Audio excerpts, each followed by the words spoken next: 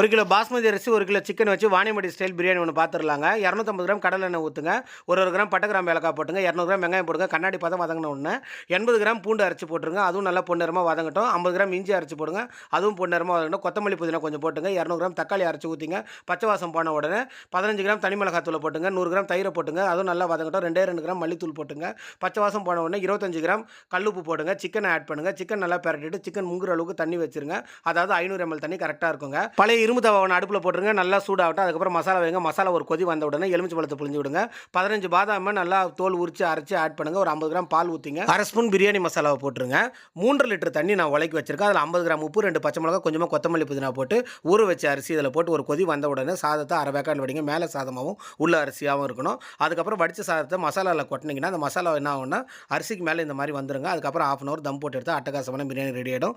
இந்த வீடியோவோட full link நான் கீழே ரிலேட்டட் வீடியோவில் கொடுத்துருக்கேன். வேணுங்க செக்